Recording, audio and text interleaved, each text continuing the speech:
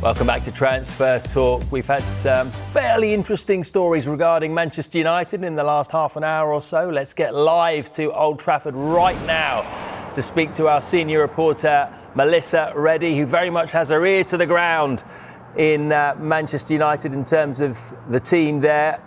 First of all, Melissa, obviously... OK, then what about other outgoings then, potentially? We mentioned Joshua Zirkzee before we got into you. Yeah, Juventus, they're interested in taking Joshua Zirkzee on loan, but neither the player nor the club have engaged with that interest at all. I'm told that Zirkzee wants to stay and fight for his place at United, that Amorim's been happy with him. The way he conducts himself around the place is really good, hugely professional. So far, nothing has changed on that end. Now, United are open to both loan and permanent transfers for a number of players who don't feature in the club's long-term planning now. Those include the players out of contract like Victor Lindelof, Christian Eriksen, Tom Heaton, but it extends also to players like Casemiro and Antony. Suitable offers for them would be considered. And then when you look wider into the squad, there are players there that they may feel themselves they'd want to move on. They feel that they've done all they can at United. The club very much willing to engage suitors because they know in order to reach the next level under Amorim and create the squad more in his image, there has to be outgoings to facilitate all the incomings. Question is, Marcus Rashford, how will this month play out? Do you think that he will be at the club come February the 3rd? The ideal situation would be if Marcus Rashford lands a permanent transfer somewhere. The player has said he's open to a move. It's quite clear that Ruben Amorim hasn't seen what he wants from Rashford on the pitch or off it, and Manchester United are in a sell to buy position, so that would work across all fronts. However, that solution is very far off given the financial parameters involved in doing such a deal. Now, colleagues from Sky Italy are reporting that Milan, they're having discussions whether a loan move would be possible and plausible for Rashford, but that would largely depend on how much of his salary United would still cover. Now, given the fact that Rafael Leao is set to return from injury and he's stationed on Rashford's favoured left side, it's not concrete that Milan will turn what is currently a consideration into actual action. But in terms of Rashford, it's quite clear that it's not working out for him as things stand. It would be in his best interest to move away. How that works either on a temporary basis or on a long-term situation is going to require a lot of contorting from United's end. You mentioned sell to buy there. So if Rashford goes or if he departs even on loan, will Ruben Amorim then be able to buy? That's part of the reason why a permanent transfer would be so good for Manchester United, because as an academy product, Marcus Rashford would be banked as pure profit and they could reinvest all the funds of the sale back into the team. Now, if a loan move is secured and a large portion of his wages is taken off the books, that would also be quite helpful. What was interesting was to hear how Ruben Amorim actually switched his tone about the transfer window last week.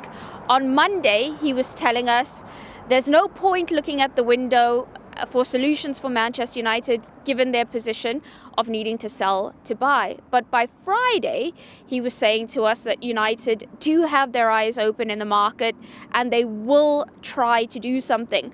Now, he didn't want to give away which positions the club are looking at, but we know that wing back and specifically on the left side, that is a priority area for them to solve. I mentioned Nuno Mendes from PSG last week that the club really really like him. What I'm also told is there's a need to inject a directness into the squad, more aggression through a more dynamic profile. So somebody who gives you technical quality and speed, strength in the duels, specifically in that midfield area. So I think United are trying to see how they maneuver what is going to be quite a constricted market with their limited funds. They're trying to do something clever and something helpful for Ruben Amorim. Great stuff. Thanks very much for the update, Melissa. There's a lot of interesting stuff that we've heard about Man United in the last few minutes. You know, for example, Anthony is apparently attracting interest from clubs in Greece and Spain, and also that Joshua Zirkzee, as we heard there, Juventus are interested in taking him on loan. So are a number of other Italian clubs and possibly even some Premier League clubs. What do you make of all of that, Flex? I mean, he's only been there for a handful of months. He hasn't really been able to show what he can do. What's your reaction to that news? Yeah, it's been a really difficult start to life at Manchester United for Joshua Zirkzee. I think we can all see that and acknowledge that. He will acknowledge that as well. He's coming into a new league, into a team that has been massively struggling and has changed managers very, very quickly as well. He's bought for one system under one manager. Ruben Amorim comes in after a few months and has a completely different set of ideologies that he wants the players to take to. And Joshua Zirkzee hadn't even got comfortable in Eric Ten Hag's system, or lack of at the time. So it's been really, really difficult for him. He's had some tough moments, and it wasn't great what happened at Old Trafford when there was a mixed reception for him against Newcastle. But since then, the fans have seemed to got behind him and been galvanise him. And it's good to see him, or from what we're hearing from the reports anyway, that he wants to stay and fight for his place and stay and see what this looks like. Now, from what I've seen, he looks like he struggled with a little bit of the pace of the Premier League, to get up to speed with it and to get his best attributes to the forefront. But Manchester United, look at the team. The team's been ever-changing. The team has been absolutely, in a terrible bit of form where nobody's looked good. So I also think that Ineos are quite ruthless as well, though. And if the right offer came in on a permanent, maybe financially they would want to maybe get Ruben Amorim something that maybe suits his system more. However, if Ruben Amorim's happy to have him and it's very, very early on, I think you need to give him at least a full season from here on out anyway to see how that pans out. So I'm a little bit surprised to hear that it could have been a move, but I'm not surprised to hear that it's in Serie A. We've done so well at Bologna. Yeah. Really, really, really well tipped to come here and do well in the Premier League. Hasn't happened. So to hear the host of Italian teams interested in him, I'm not surprised. Right, so a few things to discuss there, but let's talk about Marcus Rashford. First of all, with the news that AC Milan are discussing internally whether to make a proper move for Rashford. Do you think it would be a good fit? I'd share Melissa's concern, actually, about the fact that Rafael Leao is pretty much a lock for that left-hand side, you would think. The change has been, of course, that Sergio Conceição has come in as coach and replaced Paulo Fonseca. Paulo Fonseca and Rafael Leao weren't getting on particularly well. Leao was dropped a couple of times, has just come back from injury, but he's one of their absolute key players if they can get him fit and firing. So where does Rashford then fit? Do they need him through the middle? Well, they've got some quality through the middle already. So I can see why they'd look to add him as part of the squad, but would he be a lock for the first team? No. So does that suit him? Then there's the financial implication as well. I think Napoli have been linked with him. Antonio Conte believed to be driving that because he wants options, because they're very much in the title race, Napoli. They went top recently again. They're up against Atalanta. They're up against Inter. And Conte, we've seen him bring in Scott McTominay to great effect. He was brilliant recently. They won 3-0 at Fiorentina. He scored, got man of the match. He's been exceptional. So there's a link there, of course. McTominay could say, how well it's going in Naples. So I think there'll be interest in him, but the finance is a big deal.